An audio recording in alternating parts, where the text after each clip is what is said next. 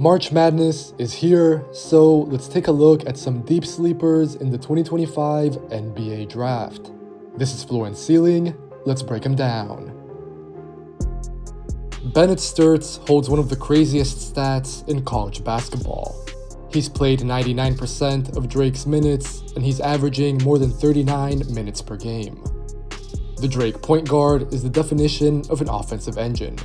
This year, after having transferred in from Division II Northwestern Missouri State, Stirtz is averaging about 19 points, 4 rebounds, 6 assists, and 2 steals per game. The 21-year-old is finishing about 70% of his shots at the rim on really high volume. Stirtz doesn't look very athletic, but the numbers back him up. He comes up with tough finishes hanging in the air over length, and he has 12 dunks in 31 games. Stirtz plays with awesome pace out of ball screens, both to score and to facilitate. I really love the hezi that he uses, and it's just remarkable to see him excel on such high usage. Stirtz's scoring talent extends to his pull-up, where I particularly like what he's doing from 3. Stirtz is making around 39% of his triples while taking 4.6 per night. These are high difficulty shots coming out of ball screens and off the bounce, but just watch these makes and it's hard to not feel encouraged. Stirtz has remained efficient this season while taking 112 off the dribble threes and being on the opposition's scouting reports every single night. In the NBA, I think it'll be best to keep the ball in Stirtz's hands, but I do think that he can downscale into more of a combo or off-ball role. He hasn't taken many catch-and-shoot threes over his college career, but his numbers are good and he's a talented shooter and decision-maker. Then, Stirtz is also a great passer. He's posting a ridiculous near 34% assist rate, and the Drake guard is also keeping his turnovers very low. Stirtz takes up a ton of pick-and-roll possessions at Drake, and his volume will surely go down going forward, but the process and reads that he makes should remain similar, and he can definitely execute those. I like how Stirtz sees over the top of defenses, and his pace out of screens is dangerous when combined with his creativity. That said, it's worth pointing out that Drake plays a really methodical offense. Stirtz is going to have less time on the ball as a pro, and once he's in the NBA, he'll need to adjust to an entirely different pace and style. Right now, Stirtz can take up the entire possession, calling for a screen, resetting, and probing the defense. He can also monopolize the ball and just wait for little defensive miscues to take advantage of, but that's not as translatable to the NBA, so a large part of Stirtz's outcome will be predicated on whether the Drake prospect can maintain his decision-making while speeding up his tempo. It's hard to be a sleeper after 5 seasons in college, including one at Duke, but I think that's what Sion James is for the 2025 draft. The Blue Devils prospect is the sort of connective playmaker that goes in the second round or even undrafted, but when thinking about the draft in hindsight, ends up much higher. This season, James's stats have been modest. He's averaging about 9 points, 4 rebounds, 3 assists, and 2 stocks per game, but honestly, that understates his impact on the court. Plus, we do know what James looks like in more of a primary role. That's how he got draft buzz last season. Ultimately though, I think that this connector role with a fluid position will more closely resemble what NBA teams might ask from James. Looking at Sion's shot, he's made 42% of his threes this season, and he's drilling 49% of his catch-and-shoot threes. That's good at surface level, but I'm also considering that James's overall volume from deep is low, and his shot diet is relatively easy, which is logical when you look at Duke's roster. Then, James can also be efficient out of cuts. He has a strong, athletic frame with 14 dunks so far this season and great numbers when he's moving to the basket. However, I do want to see James's finishing overall keep improving. He can struggle in the half court still, especially when he has to deal with length. For the most part though, I tend to like his process, and I think that James will be able to make decisions on the ball, just not as a jump shooter. Scoring-wise, the 22-year-old is a physical slasher with an underrated change of direction. He can get into the paint and then lean into or bump defenders to come up with unorthodox high finishes. James utilizes screens, he keeps his turnovers to a minimum, and he also brings value as a grab-and-go playmaker. I like this last item a lot because I feel like every NBA team nowadays loves a prospect who can genuinely push off a miss or a make and then make a read himself. A huge part of the pitch on James is what he brings on defense. The Duke prospect is also a real playmaker on this end of the floor. James will be good on and off the ball, but the hope is that he can be great. When he's on the ball, James has the agility to slide with ball handlers, flip his hips in space, and use his length to come up with contests, deflections, steals, and blocks. Duke would be unable to switch as much as they do on defense without James. He guards across positions, and he's disruptive regardless of whether he's on guards, wings, or even on forwards sometimes due to switches. James navigates screens smartly, he remains engaged no matter what, and I really like how he forces misses without fouling. Off the ball, James communicates, switches, and again creates events. He'll pop up as the low man, or he'll rotate, or he'll offer tenacious help at the nail. Just watch these clips and you can get a sense for how James can be a truly dangerous two-way player.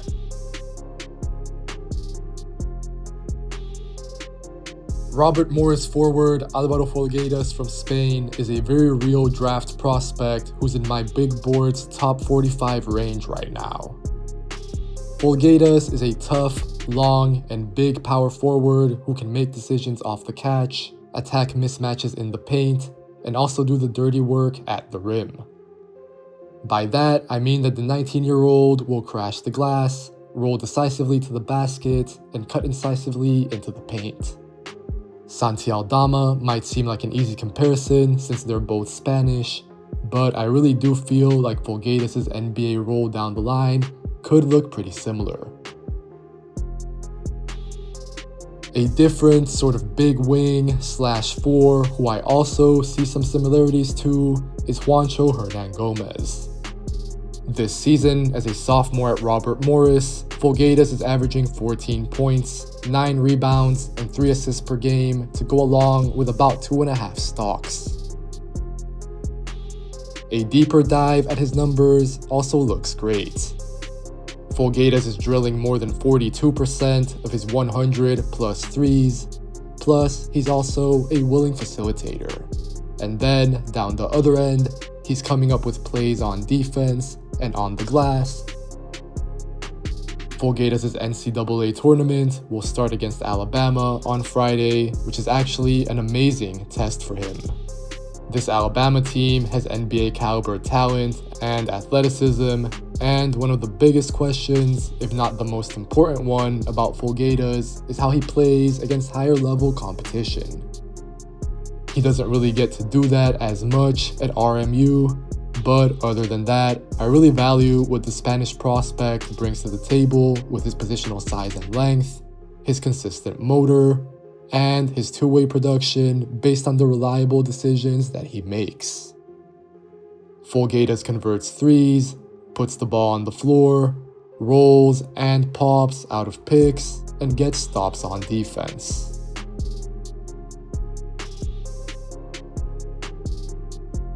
Houston guard Milos Uzan is a talented playmaker and versatile shot maker who needs to improve in the paint and at the rim. After transferring in from Oklahoma this season, Uzan is averaging about 12 points, 3 rebounds, and 4 assists while making nearly 43% of his threes. The Houston Junior's standout quality is his decision-making. He's a skilled passer who generates shots from 3 or at the basket, and I tend to like his playmaking process a lot. Uzan is creative with how he uses his herky-jerky handle and crossovers out of screens, and he can execute complex reads with reliable accuracy. Uzan fires passes out of the live dribble, and I also really like how he uses bounce passes to find his teammates. Keep in mind, Uzan is surrounded by a really good team in Houston. He has NBA caliber talent in JoJo Tugler or Terrence Arsenal, but that's also what encourages me. Uzan makes NBA type reads in relatively quick fashion. Drawing a comparison to Bennett Stirtz from earlier, Uzan plays a much more equitable style at Houston, and his decisions tend to come at a higher and quicker pace. Uzan is also much more willing to spot up off the ball. He'll take catch and shoot threes, and he'll attack closeouts, which brings me to my next point, which is his scoring. If we're looking at Uzan more as a connector, then he's had a great season spotting up. Uzan has made more than 43% of his catch and shoot triples, and clearly he's a willing shooter. The 22-year-old will give up the ball and relocate, or he'll move into shots. In the NBA, he should be able to fit in next to players who need a higher volume of touches and play more of a complementary function. Uzan is also capable of attacking closeouts, largely through this runner.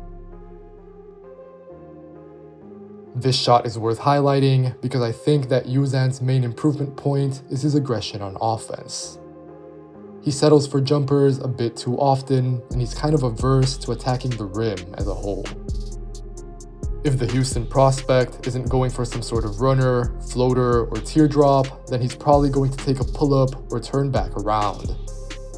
With these pull-ups specifically, I think there's talent, and of course, there's volume, but I also find that Uzan takes too many deep twos. His numbers for the season are fine, but I think that his space creation process won't quite carry over into the NBA, so instead, I'd like to see him focus on more threes. Again, the flashes, I believe, are there, so let's quickly go back to Uzan's finishing, which is his biggest improvement point. He has a low volume of layups, no dunks all season, and the tape backs up this discomfort. Uzan's finishing is likely his swing skill, and then he's not really much of a defensive playmaker either, but I think he'll be okay on that end. Looking to the future, I'm viewing Uzan as an Andrew Nembhard or Trey Mann type of guard that can lead a backup unit, but who can also operate next to bigger or higher volume playmakers. As always, if you enjoyed this video, make sure to leave a like. Make sure to leave a comment telling me what you think of all of these deep sleepers. Make sure to subscribe to the Floor and Ceiling Substack. And if you want to watch more content like this, make sure to subscribe to the channel as well. Take care, and I'll catch you guys next time.